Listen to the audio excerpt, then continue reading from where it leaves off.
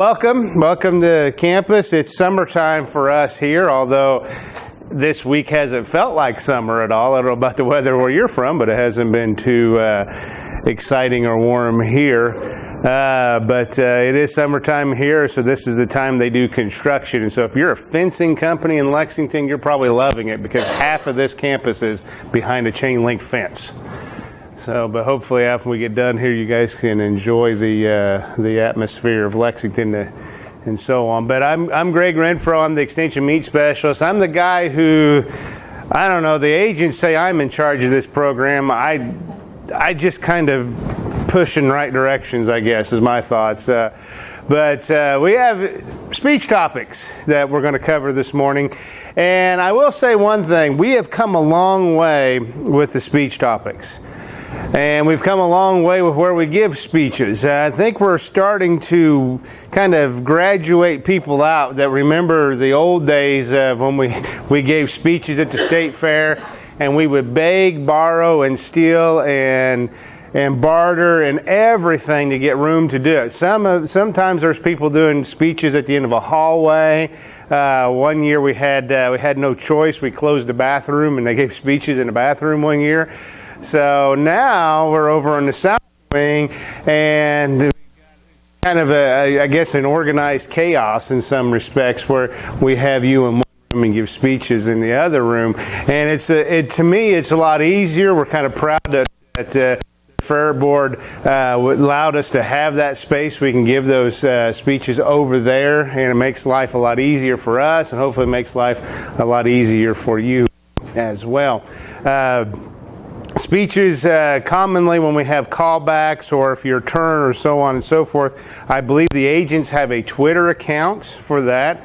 So if you're a Twitter follower, when we get closer to the state fair, we'll release that Twitter. Is it a Twitter handle? I don't do social media, so I have no idea. I heard somebody say it was a Twitter handle, so I have no idea. I let my grad students tell me what's new and exciting in social media.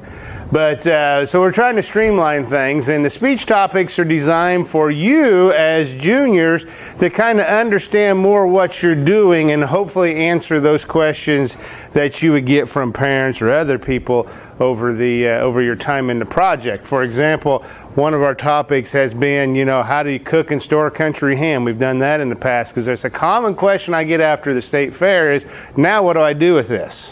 Okay? However, your speech topic this year is explaining what you've done already, and that's how to cure a country ham.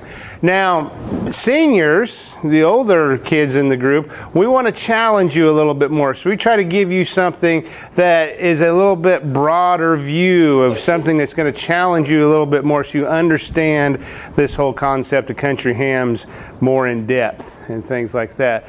But nonetheless, I will say one thing, that I have several companies come to me and ask me for students. They want to hire University of Kentucky students. And one of the things they always look for is communication skills, the ability to communicate effectively, all right?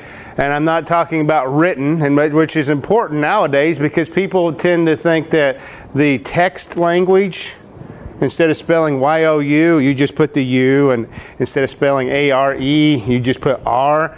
That's become an issue in the industry as well. As these individuals graduate, they've spent their entire lives, so to speak, text language. And so we got to break you of that. The other thing they always ask for is oral communication skills. The ability to stand up in front of people and talk and convey your thoughts to a group of people and not lock up and get so nervous. So this is why we do this kind of stuff. Trust me, I get people say, well, the steer jocks don't have to do this. Well, we want to prepare you. And so when we go in there and we give a speech, we need to make sure we're on the right topic. For example, juniors, you're going to be talking about steps to curing a country ham, which sounds very academic because this is what you've already done. But hopefully by the end of this, will spark some thought in there to where you're able to go in there and explain why you've done it. It's one thing to say we did this. It's another thing to say we did this and this is why we did this. Okay? Hopefully that's we're going to explore that today. Senior topics, this is a fun one. All right. My goal at the end of this senior topic is for somebody to come up to me and say, where can I get these hams? Because you're going to discuss dry cured hams throughout the world. And country hams are a dry cured ham versus the city ham, which is more of a wet cured ham. And so this is going to help you get a kind of a global perspective and realize that a lot of times we borrow technologies from other places and perfect them. And this is what happened with our ancestors and forefathers. They brought this technology over from Europe and Asia, and then we perfected it into what's known as the country ham. Okay, so those are your speech topics for this year. When giving a speech, we always go over this. You need to speak clearly. All right? Clearly. For example, when we talk about clearly, articulate. For example, hopefully this is going to work. This word here. What is that? Okay, this is what I barely heard from some of you. Because. It's because. Okay? Especially when you're a big group like that other speeches are going on, it's important that you articulate. So you're able to pronounce words. Now, as we go through this, you're probably going to hear 1,000 words that I'm going to say that I've mispronounced. But these are things you need to do when you're practicing, okay? To think about that kind of stuff. That articulation, that is because and not because. Okay? Or, especially, we're recording this for other counties throughout the Jamaica. Do we have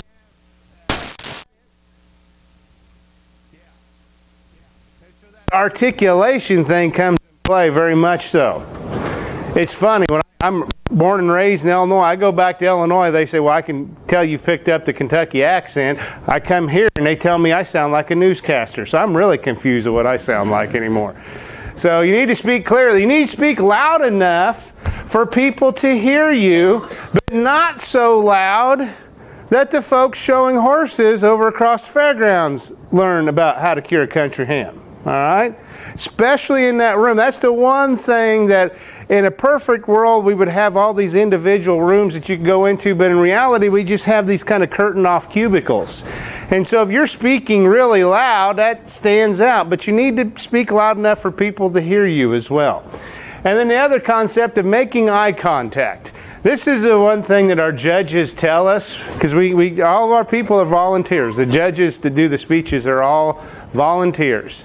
And they say we can tell when we've had a student who's been instructed to make eye contact, but somewhere somebody told them to find a object above the judge's head and stare at that. Okay? So you're doing this, you're making eye contact with the judge, but I'm really staring at that curtain behind you.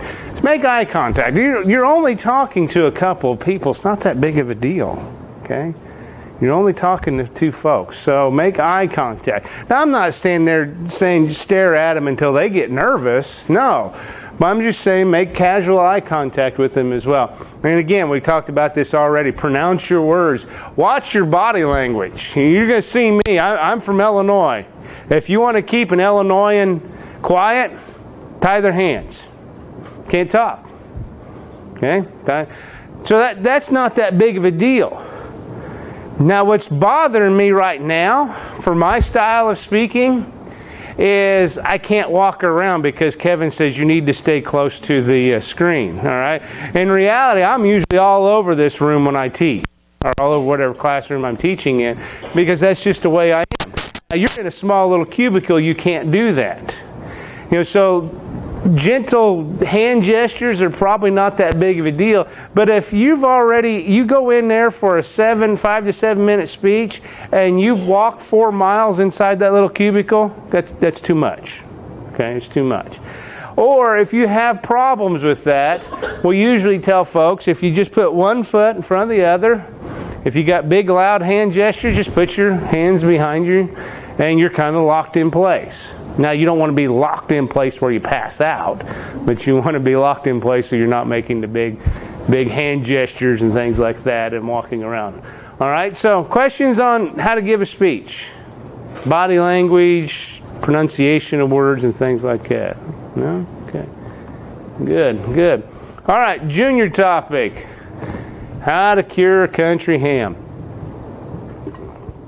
This is something I hope that you're extremely familiar with since you've done it already, hopefully, and that you have gone through the steps. We are heading into that time of year where hopefully everybody has shucked the hams. When I use the phrase shuck the hams, I mean removed paper and put new socks on. I've mailed and delivered a lot of new ham socks to counties in the last month or so. So hopefully we've gone through that step as well. So you know, you're learning this. You're learning this. This is not a new technology, and a lot of folks. I will say one thing. Over the years, I've gotten a lot of really kind of interesting questions on country hams. For example, I don't know of anybody alive now that cannot remember mechanical refrigeration. I think everybody now remembers always having mechanical refrigeration. But 150 years ago, 200 years ago, did they have mechanical refrigeration? No. They had to preserve food. And that's what this country ham is a throwback to the way hams or food in general was preserved. All right? And so what was commonplace 150, 200 years ago is something kind of new and exciting that we explore nowadays. So if you're going to make a country ham, you're going to need a few things. You're going to need a ham. Sounds pretty academic. If I make country ham, got to have a ham. Okay? And I say ham, you're going to need a green ham. Now, green ham is a term,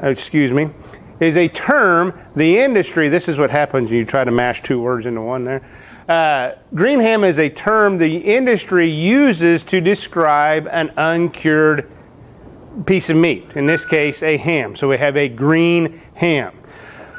I have received phone calls over the years that people called me up and said, okay, we've watched your videos, we've listened to you talk, you say we need a green ham, we got our hams and they're pink. That's good. They're supposed to be pink, all right? Green's just that term we use there. It has nothing to do with Dr. Seuss and green eggs and ham. You're going to need cure. You're probably going to need a saw of some sort, and we'll cover all that here in a second.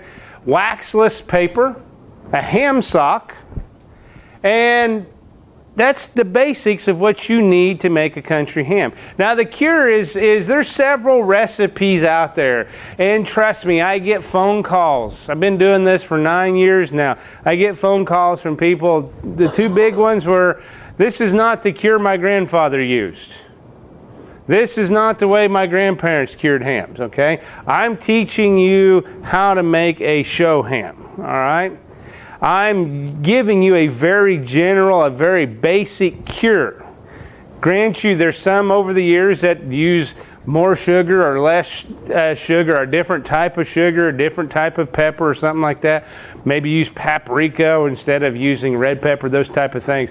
But the basic cure is 8 pounds of salt, 2 pounds of brown sugar, black pepper and red pepper, usually about 1/4 pound in there. That 10-pound batch of cure is enough to process 100 pounds of hams. Our typical pig today is weighing anywhere from 275 to 300 pounds at the time of slaughter. So if all works well, he's going to have a 22 to 26 pound ham.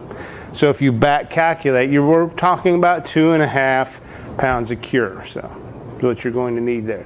So this is a very basic one. Now, here's another one I run into, folks. People call me up and say, we want to do a sugar cured ham. This is a sugar cure. No, there's too much salt.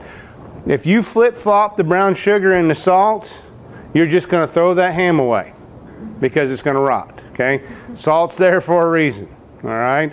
And so every once in a while, an agent calls me up and says, we have somebody wants to try a different cure. I want to see the recipe first because I want to make sure that we've got plenty of salt in there. All right? Makes sense to folks?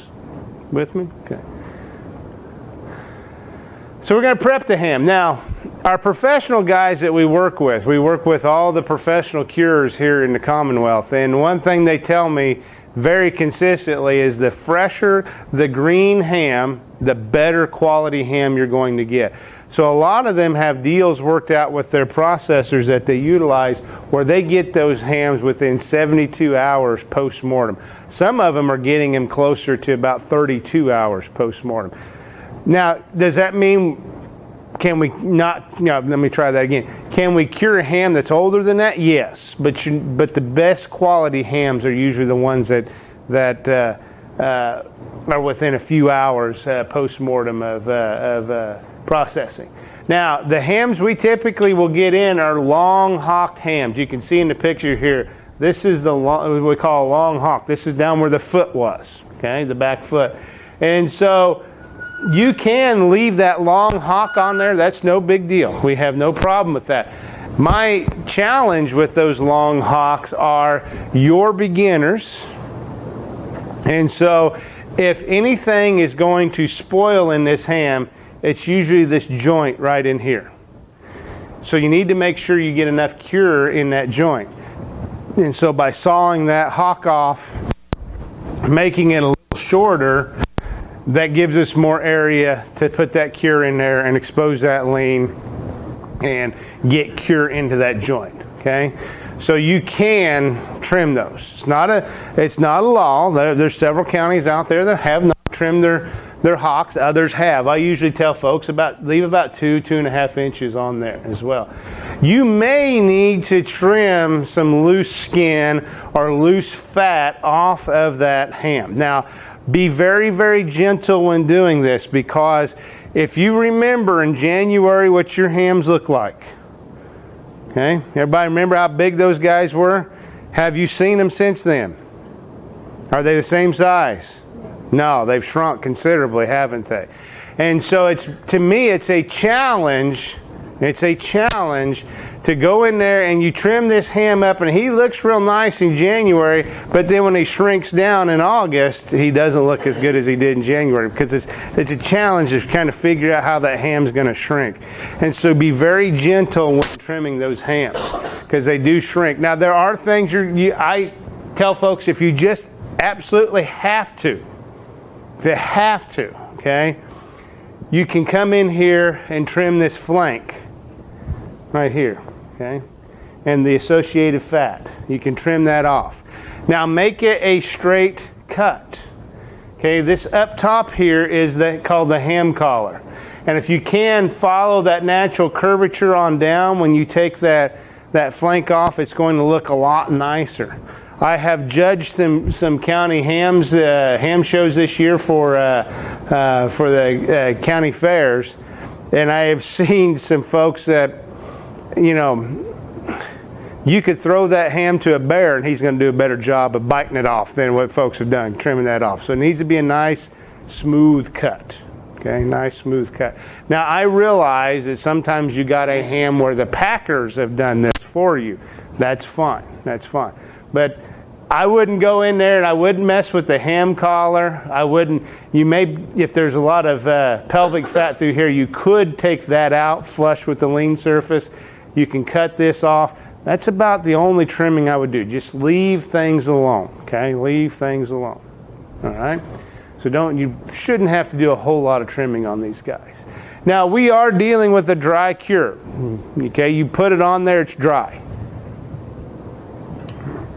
Now, the everyday ham that most of us are familiar with that's in the southeast is often referred to as a city ham. That's a wet cured ham. That's essentially it's a little bit more complicated than this, but taking these ingredients, putting them into dissolving them in water and injecting that inside the ham. There's a little bit more that goes on there than that, but dry cured ham is where we're just going to take the salt, some sort of sweetener. We're using brown sugar, the spices. Nitrates. You can use nitrates. Nitrates are a wonderful thing, even though they over the years have gotten a bad rap. Nitrates, they do a lot of things for us. The main thing they're going to do is kill and prevent the sporulation of a pathogen known as Clostridium botulinum. Does anybody know what disease Clostridium botulinum causes? Botulism, yeah. So I know you read on the internet that it's a bad thing to have nitrites in food. It's even worse to have botulism, folks. Okay, it's even worse than that. But they also add color and flavor and things like that as well. So nitrates are a good thing. It's a good thing. But in a whole muscle product like this, it's not necessarily a necessity. Although you can use it. Okay, you got to use it sparingly because it's pretty powerful stuff.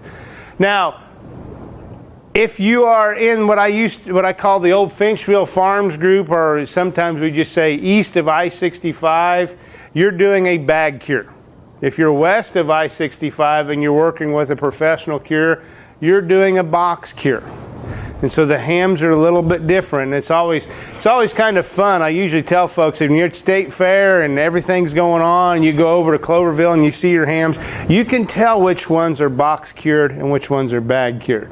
Box cured tend to be a little flatter on the top and the bottom, whereas the bag cured kind of has that nice plump teardrop shape to them. But we're still going to kind of use a rule of thumb. Salt penetrates. For example, that box cure where we just add the salt on top and we just let the salt penetrate through there, that salt's going to move about an inch per week. All right, it's still going to move about an inch per week in the bag cure, but it's kind of difficult to monitor that kind of stuff because we got the paper around it. We normally say for a bag cure about 2 days for every pound of ham is going to cure that. All right, so hams, depending on size, for the curing process can be anywhere from 90 to 100 days old to several months old. And as we go through the second speech topic, you're going to see some of these hams are 2 and 3 years old before they hit the market as well. Okay, younger hams are in that 90 to 100 day range. They tend to be very mild tasting hams, whereas those hams that are kind of like what we're doing here, a 9 to 10 month old ham, they tend to be more of a pronounced flavor to them, more characteristic of a country. Okay. Can I ask you a question? You sure can. So the bag cured, you said the goal or the minimum is to cure it 2 days per pound. Per pound, yes ma'am. What's the maximum that you can? There's no maximum. There isn't? No. It's just going to make it a stronger flavor? Yep. For the box cure, does it go into shrink or grow one inch? What's that? I'm sorry. Is it going to shrink or grow one inch? No, the salt's going to penetrate about an inch per week. Oh. Yeah, it's going to penetrate about an inch per week. Yeah. Now this is what we say to cure it. Now, there's some people that for the entire time will leave that cure on there. Eventually, the system's just not going to accept anymore. You know, when it gets totally saturated with it.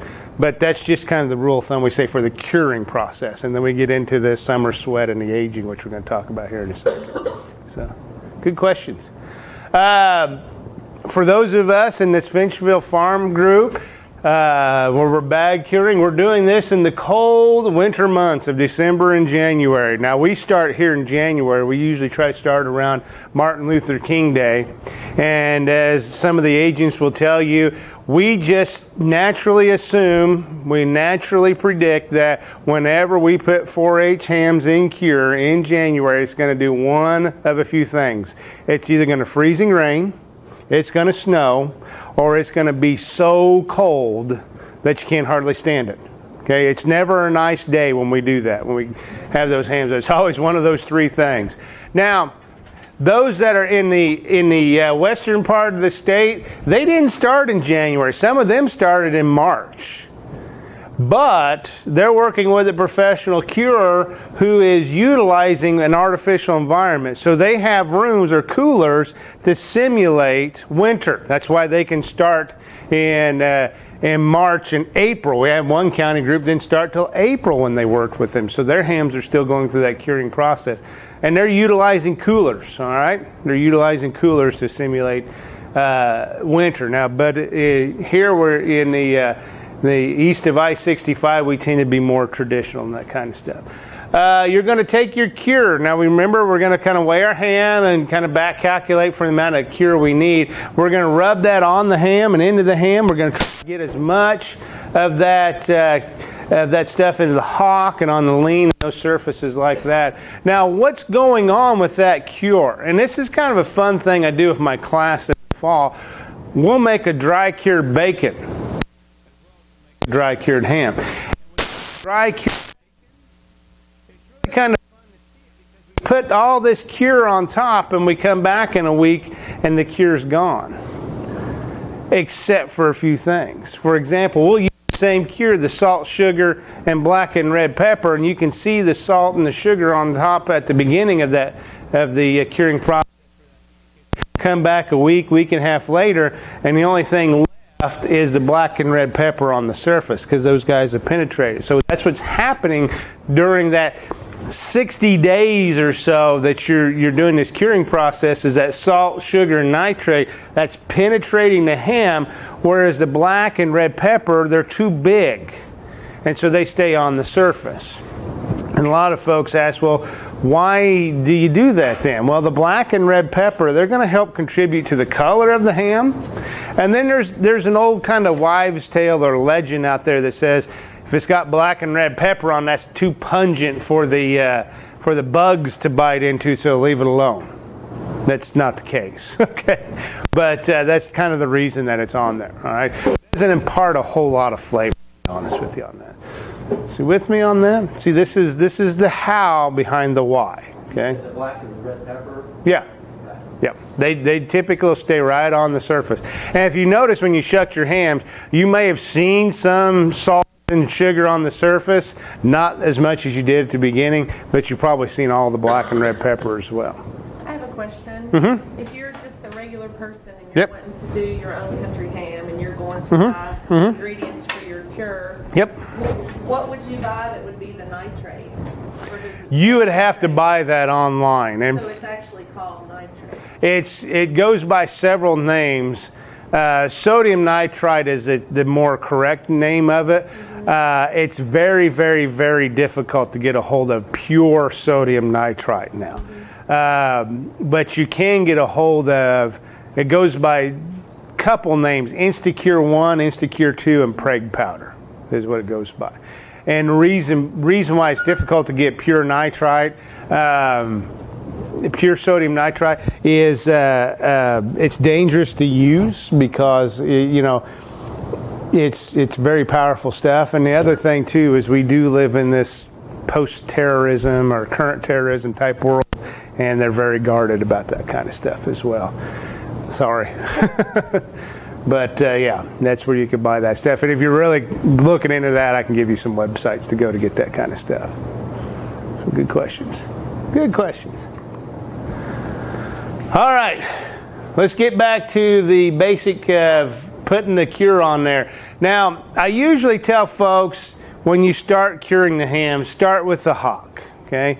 Make sure you get enough cure inside that hock. And what I do for myself, and I've passed it on to other people, I'll take my finger and gently kind of separate the skin from the lean, and I'll even kind of gently separate the lean from the bone down in here. Then I start packing that cure in there, all right? And just about the time you think you've got enough cure, put a little bit more, okay? Because if a ham goes bad, it's usually bone sour in that stifle joint, that joint that's just above the hock there. That's usually what goes bad. And what's fascinating to me is how I've judged hams in the last 15 years where the front part of the ham is good and the back part of the ham is bad because that stifle joint has gotten bad on us, okay? So we need to make sure we get enough cure in there. We need to cover the surface. And a lot of folks say, well, we can't, it doesn't stick very well to the skin. I understand that, but make sure that exposed lean has plenty on there, okay? Make sure it's got plenty on there. Now, I will say one thing that hopefully you haven't learned the hard way, all right? Back in January, when you were curing those hams, and your hands were covered with that salt and that sugar, did anybody do this? Rub their eyes? Yeah, because you're probably just now being able to see, okay?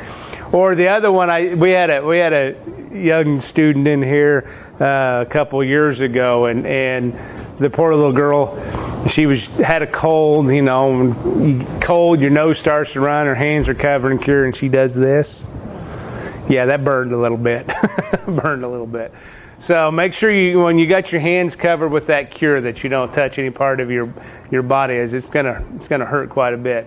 But what we're doing in this curing process, like we talked about earlier, we are allowing enough time, that 2 days per pound or inch per week if we're box curing, for that cure to penetrate that ham.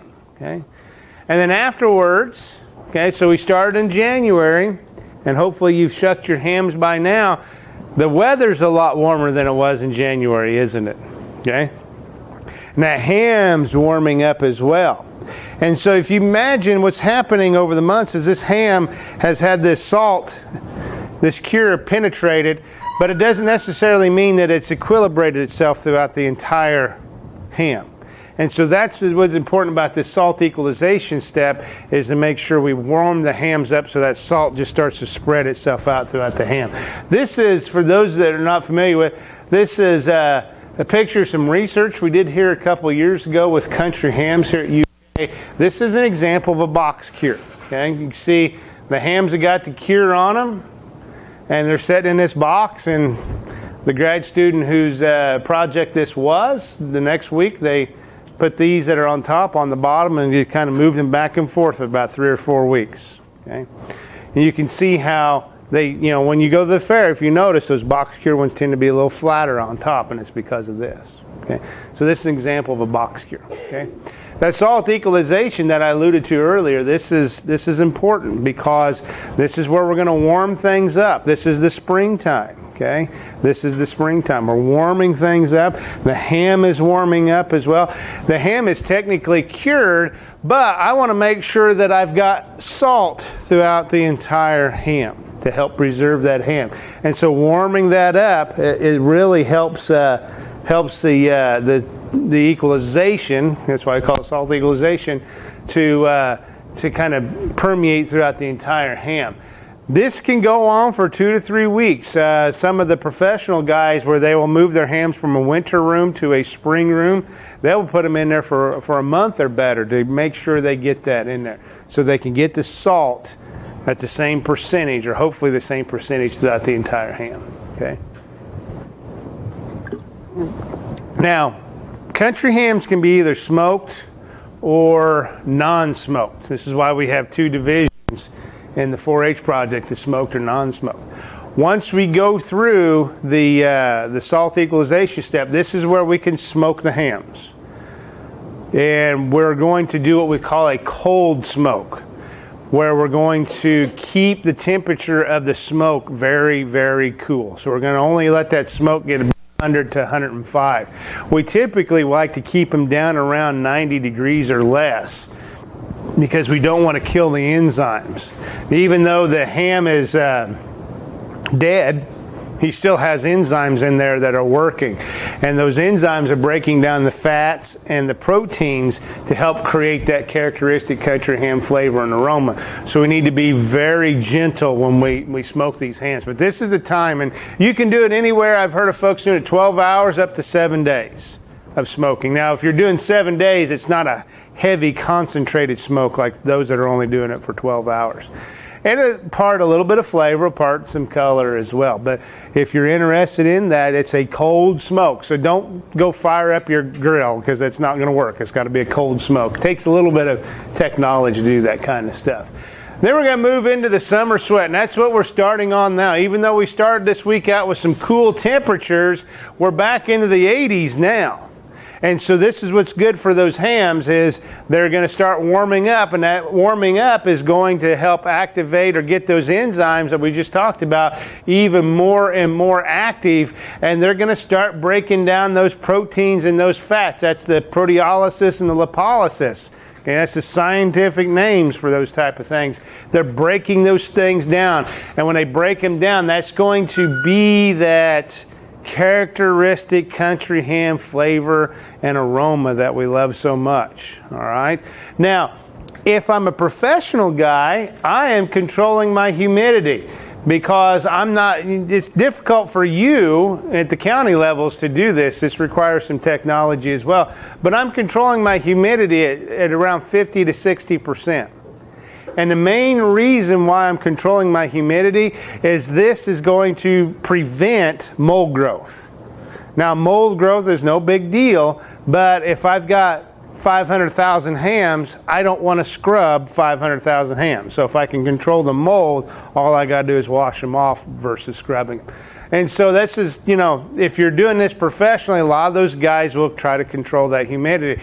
Whereas what we're doing is more of a all-natural Mother Nature type control thing. It's a little bit more of a challenge to control that humidity, And I get that. I know whenever we have a wet spring, and we had a wet spring, okay, we had a very wet April, a very dry May, but we had very wet April, and folks were calling me up that had not done this before, saying hams are covered in mold. No big deal. It's no big deal. Okay, no big deal. Okay. But this summer sweat is where they're going to take on that characteristic country ham flavor and aroma, and the longer we do this, the more pronounced those flavors are going to be. Now, when I say more pronounced those flavors are going to be, a long-aged ham, like what you're doing for your project, is probably not ideal for somebody who's never had a country ham before. If you have friends and family that have never consumed a country ham before, and you give them your ham, what do you think they're going to taste? Yeah, salt. Exactly. But those of us that have consumed these over the years, we taste the salt, yes, but we also pick up other flavor nuances because we're used to that kind of thing. And so these are things that I usually tell folks, if you've never had a country ham before, let's start at a younger ham, and then you can work yourself up to an older aged ham. That's usually what I tell folks. Otherwise, if I start you out with one of these older ones, you're just going to say it's just salt, and then you're turned off. Okay, you're not going to be interested in that kind of stuff. Okay? Can I ask a question? You sure can. Okay, so when he went in, he put all the cure on it. Uh-huh. So obviously that's the curing. Mm-hmm. Then he went in and he washed it and got the mold off of it. Yep, that was salt equalization that's going through now. And then how long did you say? Well, with what you're doing, salt equalization is going to last as long as Mother Nature wants it to last. So it's probably just now getting over because the temperatures are rising now. And they just put those back They just put them back in there, yep. And then they'll smoke them. Is that right? What county are you? Woodford County? Nope. Yours are Or in they smoke. don't Nope. smoke them, so that's an optional thing. That's an optional thing. Yeah, you don't have to. Yeah, you don't have to. Yeah. So then really the only steps that he did was just the curing and the salt equalization. Yep. And then he'll go back and get the ham ready for the fair. Yeah. Okay. Very low input. When I've taught this to adults, because, Lexington's becoming a foodie town. And so a lot of folks are interested in this, and they think it's this long drawn out process, and nope, we're done in half hour, so it's a very low input, if you will, type thing. So, but I think it's important to understand what's going on inside that ham. Now, with that being said, understand what's going on inside that ham. We also got to understand some laws as well. We have a lot of food laws, folks. Yes, sir. I have one other question. Sure. You talked at the end of smoking. Yep. You mentioned about if it was smoked above the 90 degrees, is that killing the enzymes? That's going to start breaking those fats and proteins down, yeah. Yeah. Enzymes, we usually say, if you're going to do it, we usually tell folks around 90 degrees. You can go up to about 105, but you've got to be very careful. Hurts the flavor? Yeah, it's going to hurt the flavor. It's not going to hurt the ham at all, but it's just going to hurt your flavor. Yeah. Good questions. But getting the hamster back on the wheel, we have a lot of food laws, all right? And country hams are no different. For example, there are 4 classifications of hams. There's ham with natural juices, ham with water added, and a ham and water product. And there's definitions of what each of those hams are. You just call it ham, but in the industry we know that there's 4 classifications. The only thing that earns the name ham is country ham. And country ham, to earn that name, you have to have some laws that you got to abide by. For example, you have to lose at least 18% of your green weight. All right? That's that shrinking process. Must contain at least 4% salts. Okay. Now, on average, your hams, by the time the fair rolls around, you've probably lost a quarter of your original green weight. You probably started out around 25 pounds, and you're probably going to be somewhere around 12 to 13 pounds by August. You're probably up around 6% salt. So you've gone beyond earning the name country ham. Okay? Trust me, I can take you up in my office and show you this book. It's about that thick that defines each and every food, what each and every food is. Okay? Sometimes my job is just a full-time job is just trying to keep up with the food laws, to be honest with you. And now that the Food Safety Modernization Act is being rolled out, that's an even bigger challenge. Okay, so that's, in order to be a country ham, you got to lose 18% of your green weight and contain at least 4% salt. Now, again, like we talked about earlier, mold growth is pretty common on a country ham. It's no big deal. You wash it off. Essentially what it is a penicillium mold. Which penicillium molds we can get what from? Penicillin. See, wonderful thing. No big deal. Okay? Now, this, usually they're green, fuzzy molds. They kind of have, some molds that have a little spots and things like that. It's no big deal. We'll just wash them off.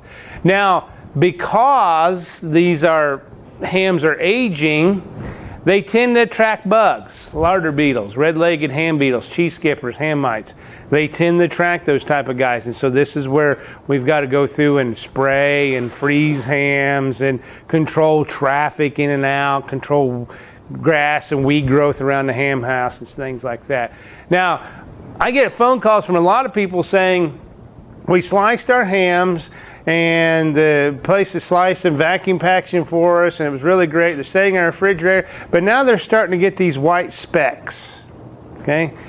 What that white speck is a amino acid. Remember, we put amino acids together to make proteins.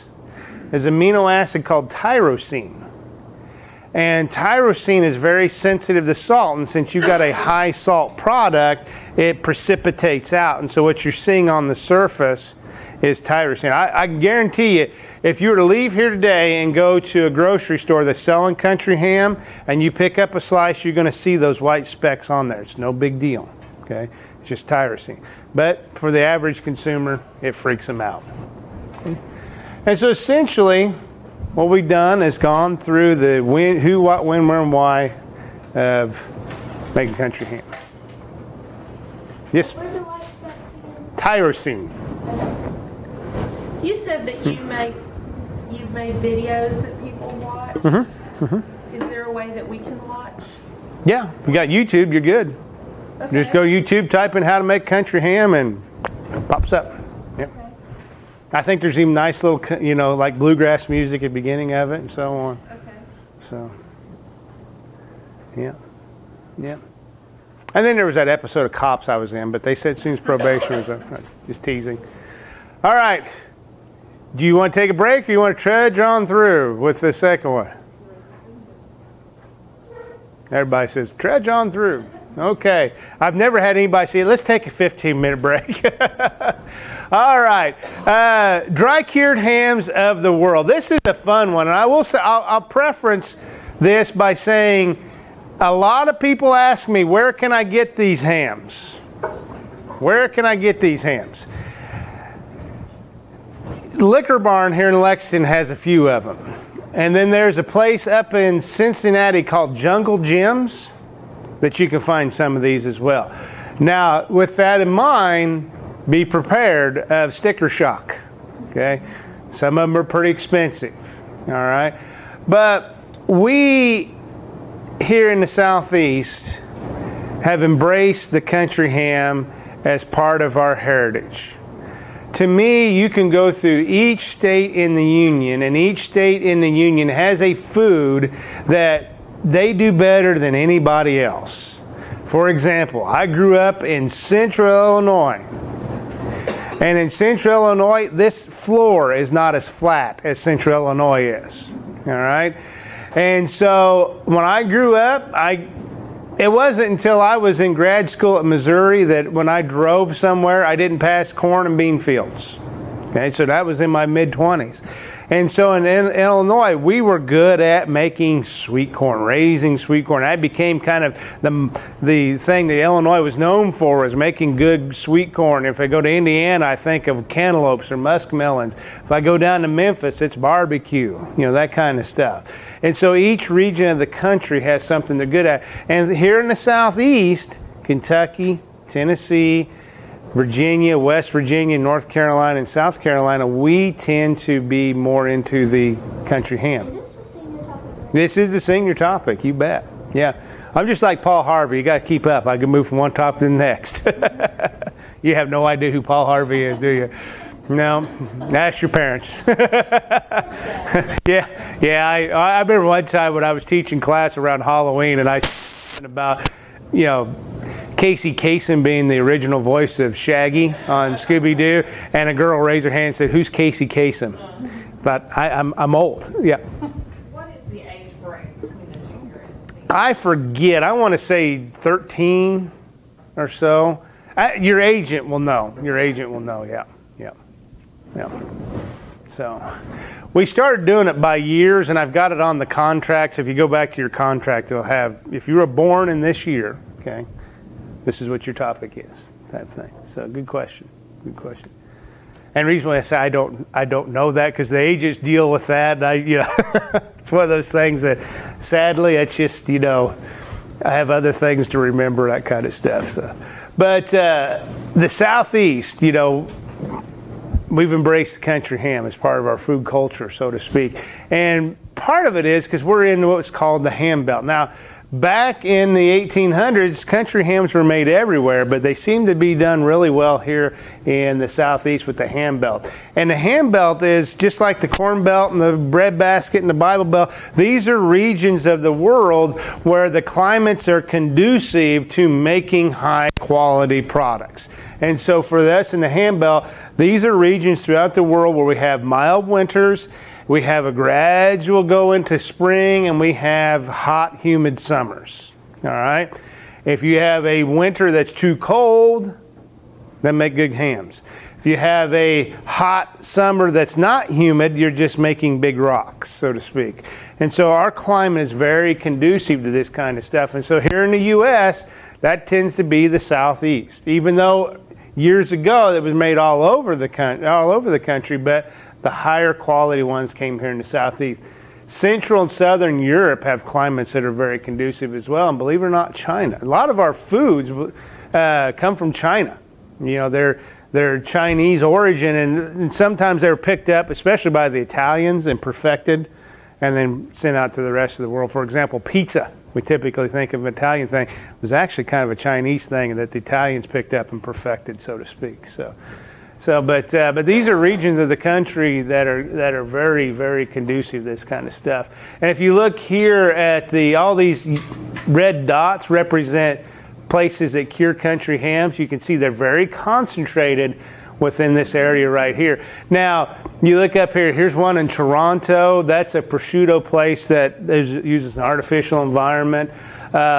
This is Penn State University, Ohio State University, Iowa State University. Some of the universities do them as well, but University of Arkansas, Mississippi State, so on. So some of those dots that are kind of outside of it are usually universities do it, but for the vast majority of the professional guys are right here in the Southeast. And if you look at Kentucky, I have several of them. Finchville here at the Meats Lab, Penn's Country Hams, Clifty Farms, which also goes into Tennessee as well, Scott's, Father's, Meacham's, Harper's, and Broadbent's. Okay? Those are our big professional cures throughout the state. Now, we are adding, and I haven't put them on there, we've got what I call the artistic or the artisanal type ham cures. There's a gentleman in Louisville who does a very artistic type ham, very artisanal ham.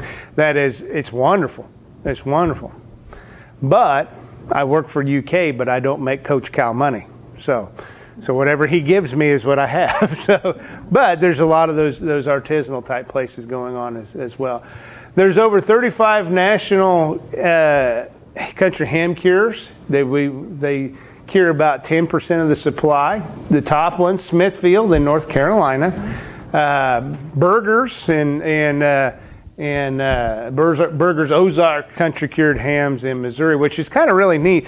They are right off the highway that leads straight into Lake of the Ozarks. And so they get a lot of traffic there if folks are going down to Lake of the Ozarks. And then Clifty Farms. Now, let's take a little trip. All right? Germany. Germany's a neat place. I'll show you some pictures. I was at a conference back in October in Germany. But Germany makes two hams that they're really known for. The Westphalian ham and the Black Forest ham. Now, I realize you can get Black Forest hams about anywhere. However, a true Black Forest ham must come from the Black Forest region of Germany. And it has to be cured in the way that they've designated to be. And so, down here, this is a picture of a true Black Forest ham. Not the commercialized versions we have. In fact, in Europe, if it says Black Forest ham, it has strict definition. Okay, we don't go by European law, so that's why we have other Black Forest hams. But the true Black Forest hams down here, it's blackened in color. Okay, it's because of the smoking. The Westphalian hams, again, go by that whole concept. Must come from the Westphalian forest or the Westphalian region of Germany. Those pigs, you're going to see this kind of commonplace here. Pigs fed a certain thing. Animals will taste a lot like what they've been consuming. And so here are pigs that are fed acorns. It's going to give them their fat a different flavor. And what's kind of unique about them is the fat's different than how they smoke them. They're going to smoke them over beechwood and juniper branches. Okay, beechwood, as some might remember, is added to beer to create Budweiser, beechwood age, and so there's a lot of that in Germany. Black Forest hams, they get that black color. They're typically dipped in beef blood before they're smoked over beechwood as well, and it helps give them that black color. I have had both. I will say one thing: the Black Forest ham is my favorite. If you like a very heavy smoke flavor, that's your guy. Really good. That's the German hams. And it's kind of neat because Europeans take their pork and they take their hams really seriously. And for example, back in October, I attended a conference in Berlin. And it was a very memorable trip, mainly because we were there for 8 days and our luggage got there on day 5. I now know my German size for pants and shirts and socks. And I know all that stuff. You know, I still have toothpaste and toothbrush that are in German and everything else. But we went into this one store to get clothes because ours was somewhere. I think our luggage had a better trip than we did. But walked in there and it was just a department store, like walking into J.C. Penney's. But they had this huge display of hams. All these are Westphalian hams. Okay? And then because it's Europe and the countries are small, you're going to see other countries' hams as well. And we'll talk about this guy. This is a Serrano ham. And that was there in this store as well. And then you could buy slices off of it and stuff like that. What I thought was neat is the reason why I threw this up here in that German store was it came in this carrying case. So you can just pick it like a suitcase, carry it around. I need to move here. This is kind of cool, you know. So, but nonetheless, you know, Europeans, they take that kind of serious. Now, I will say one thing: you can go up to Jungle Jim's up in Cincinnati, and I have seen the Westphalian and the Black Forest hams up there. At Liquor Barn here in Lexington, you can find the prosciuttos. And these guys come from Italy. There's 2 main types of prosciuttos, the prosciutto di Parma and the prosciutto San Daniele. I've never seen the San Daniele. The Parma you see a lot of places. And the Parma hams are very, very, very protected. They have a definition of standards that they're supposed to meet before they earn the name Parma. There's a certain pig they're supposed to use before they earn the name Parma. They're aged and cured a certain way before they earn the name Parma. And so much so that once they meet that, they get branded with what's called the 5-point ducal crown. And that crown stays with that ham throughout the entire process. They're even so strict that the liquor barn, if they order whole hams, they're not allowed to slice them and still maintain that identity. So they have to be sliced and packaged in Italy to maintain that ducal crown. So they're very, very strict on that kind of stuff. But these are, here we go, a Yorkshire pig fed grain, parsnips, and the whey from Parmesan cheese factory. So it's going to give that fat a different flavor, and that fat's going to dictate a lot of where flavor comes from. And if you notice in Parma hams, if you're just inspired by this, which I hope you are, and they have them at the liquor barn, you'll notice they're very flat and oval shaped. And the reason they do that is they remove the H-bone, which the H-bone is the pelvic girdle. You can see in the pictures the head of the femur, the ball of the femur sticking out because they remove that. That allows those hams to kind of rest and get that oval shaped, okay? And they're usually flat, and they usually put weights on them to flatten them down around 2 inches or so. So that's the prosciutto di Parma ham. Now, Italy makes another one that I have tried, never seen in the U.S., although I have read that they are cleared for import. And this is called the culatello ham. This is another one of those Italian hams.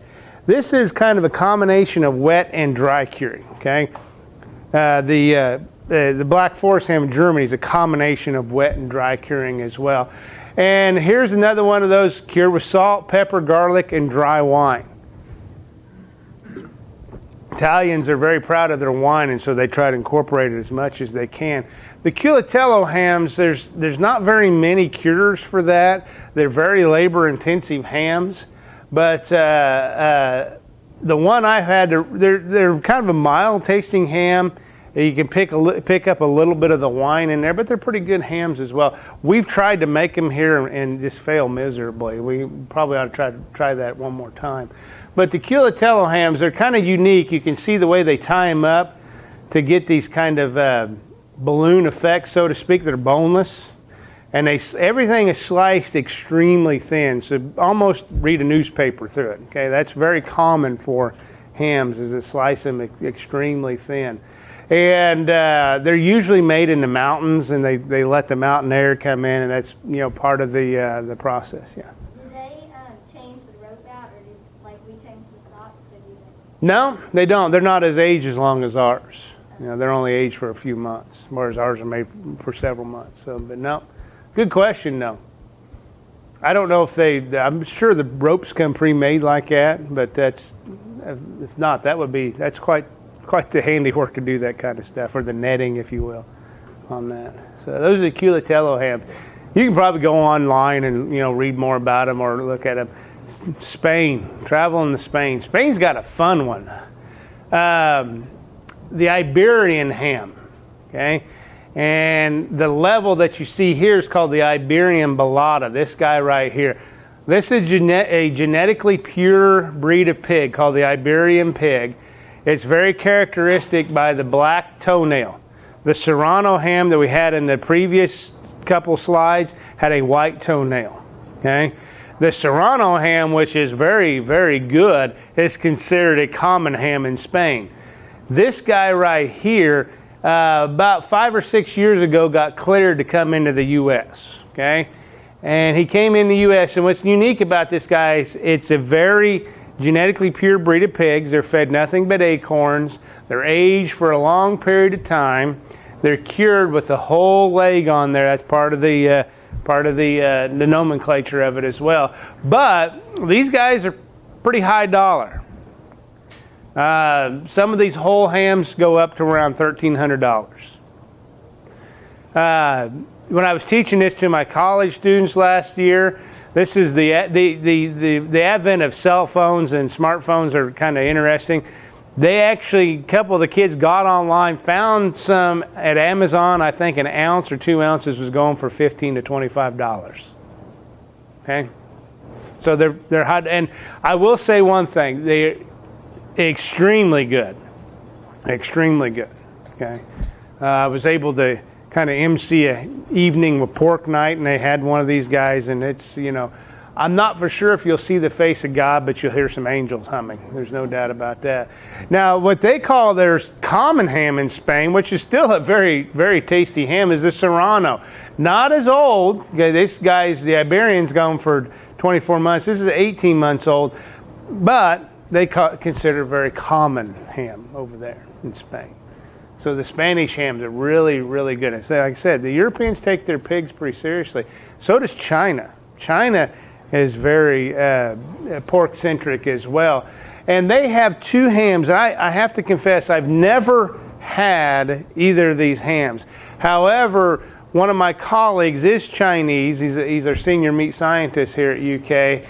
And he has threatened to take me in October to China. And this is the one thing I'm going to try to find is either the Jinhua or the Yunnan ham. Now, he tells me the Jinhua is pretty common there, and he's had it, he enjoys it, but it's named for the city that it is produced in. What's unique about this guy is this city's been doing this for almost 1,000 years. They're sun-dried. So it's where we kind of have our hams in a ham house, theirs is out in the open.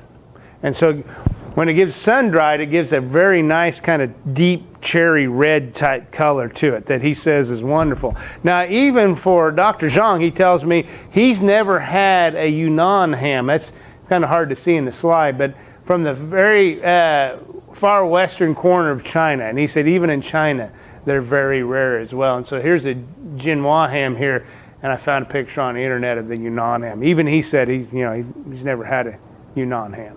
So Chinese, very pork-centric society.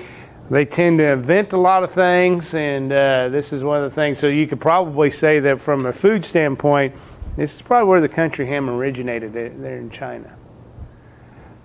Is France known for its culinary power? Yeah.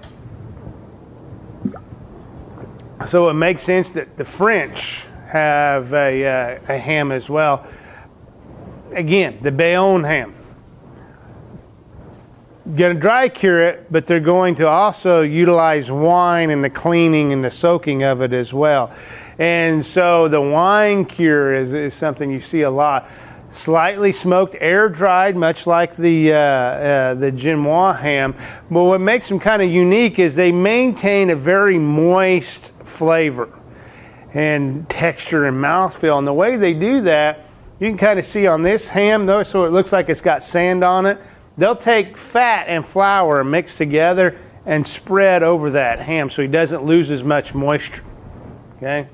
I've never had a Bayonne ham before. Folks that have had said they're really good. We have experimented with doing that downstairs, and you do create whereas our country hams tend to be they're moist, but they tend to be a little bit drier. These guys are very, very moist. And they're kind of the same premise as ours, 9 to 10 months old. England, which is kind of interesting, is England's really not known as a culinary powerhouse as far as countries, but they do have their own ham called the York ham.